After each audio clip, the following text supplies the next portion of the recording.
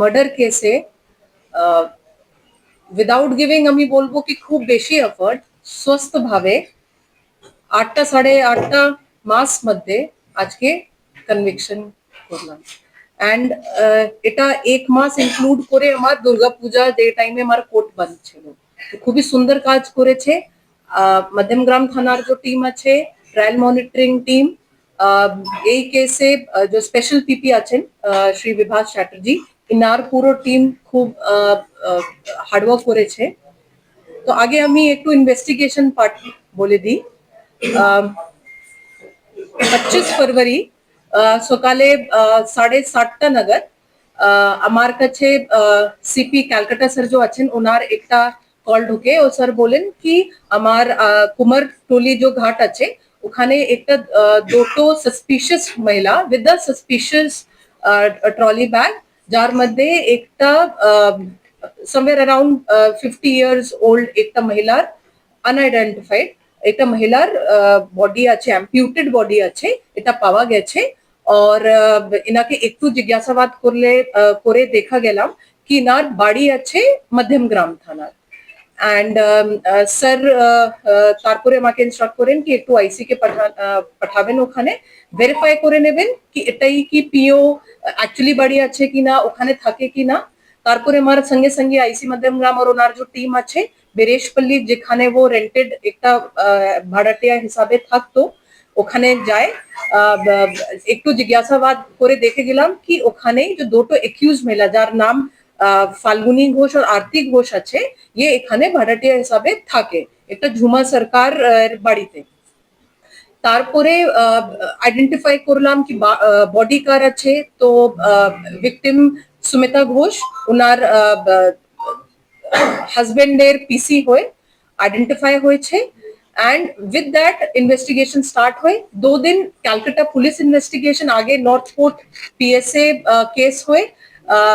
Same day अपनी सबई छिलाम, सेम डे पीओते Calcutta police with their forensic team आसे পিওর একটা ফরেন্সিক ভিজিট হয়ে। এন্ড তারপরে পিএমবি ক্যালকাটা মেডিকেল কলেজে হয়ে। and 27 February judicially this case was transferred to Madhyamgram PS. তারপরে যখন আমার এস্টাবলিশ হয়ে গেছে কি পিও আমার মধ্যমগ্রাম থানার বেরেশপল্লিতে যে ভাড়াটিয়ার বাড়ি ছিল ওখানেই আছে। তারপরে ইনভেস্টিগেশনে আমি সবসে আগে শোন অ্যারেস্ট দেখিয়ে যে দুটো মহিলা ছিল ওনার পিসি নি এন্ড সিসিটিভি ফুটেজ কালেকশন করতে স্টার্ট করি।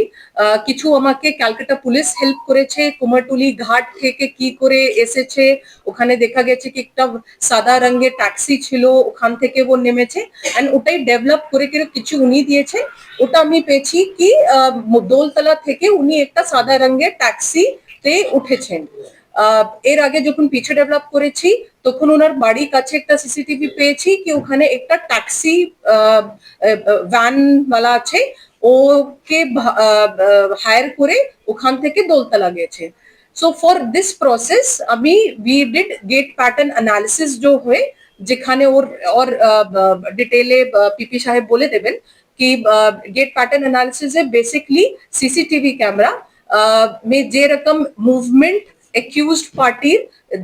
देखे যাচ্ছে সেম মুভমেন্ট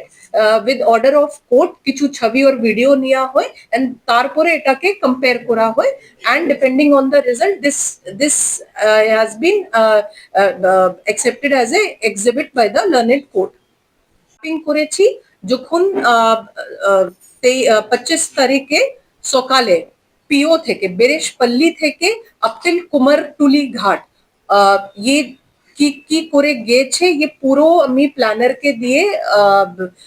গুগল ম্যাপিং করেছি। This was also produced as a exhibit in our case.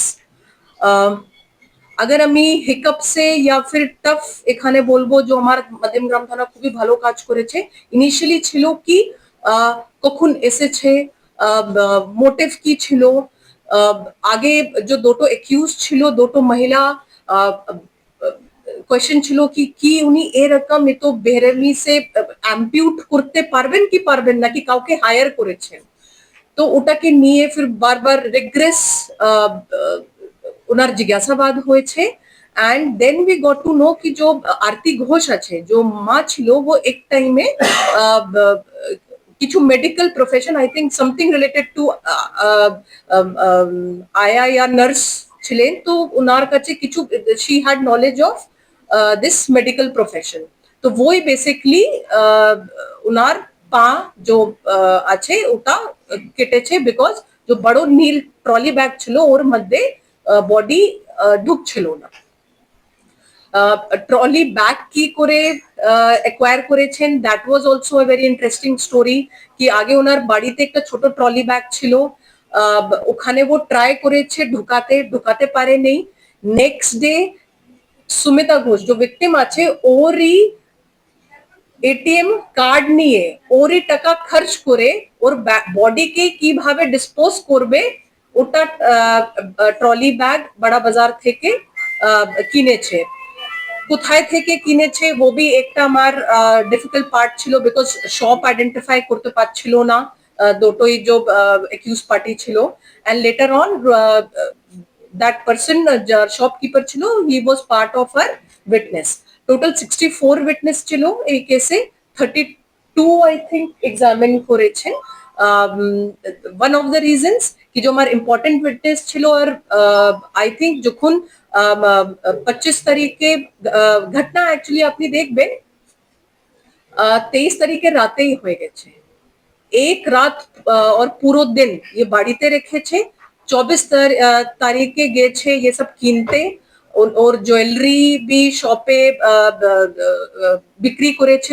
ওখান থেকে টাকা নিয়েছেন লেটার অন ये सब যখন এস্টাবলিশ হয়েছে তখন we got to know কি এখানে লোভ greed was the primary motive because Sumita ঘোষের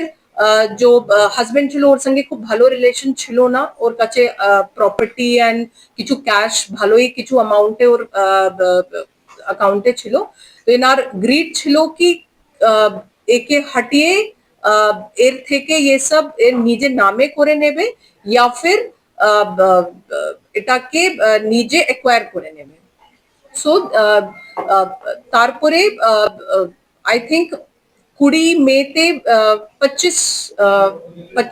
ফরवरीতে 27 তারিখে মধ্যমগ্রামে কেস হয়েছে তারপরে 25 মেতে বি সাবমিটেড ফার্স্ট চার্জশিট আমার মে মধ্যে 22 তারিখে কমিটমেন্ট হয়ে গেছে তারপরে সামার ভ্যাকেশন ছিল I think court selection be in June হয়ে গেছে and I think from 19th of July আমার এভিডেন্স স্টার্ট হয়েছে and within 3.5 month Bibhas babu 32 witness করে আমার উইটনেস সেপ্টেম্বরেই শেষ হয়ে গেছিল argument was in September and because of Durga Puja vacation জন্য একটু লেটে 31st এ জাজমেন্ট দিয়েছেন উনি কনভিকশন হয়েছে এন্ড আজকে উনি সেন্টেন্স দিয়েছেন পুরো সায়েন্টিফিক এভিডেন্স কে দিয়ে ভালো করে আপনি একটা এস্টাবলিশ করতে পারবেন কনভিকশন করাতে পারবেন and in cases like murder যেখানে আপনি দেখেছেন 2 3 3 4 4 বছর কেস চলে ওখানে ইফ ইউ প্ল্যান अहेड मतलब আমার মধ্যমগ্রাম থানা जो टीम আছে আইও আছে বিভাস চ্যাটার্জি আছেন ইনি আগেই मतलब আমার চার্জশিট বি আই থিঙ্ক 1 মাসই হয়েছিল কেসে এন্ড ইনি আগে কিভাবে ট্রায়াল করবেন কিভাবে এভিডেন্স নেবেন পুরো একটা চার্ট রেডি ছিল এন্ড ওই চার্টকে ফলো সুন্দরভাবে করেছি এন্ড তারপরে ওয়ান্স আমার কেস কমিট হয়েছে আমার trial monitoring team everyday monitor করতো বলতো and without giving ওটাই আমি বলছি without giving too much of effort সুন্দরভাবে স্বস্থভাবে আমার কেস কনভিকশন হয়ে গেছে thank you this is from my part I think court পার্টে পিপি সাহেব একটু ডিটেইলে বলে দেবেন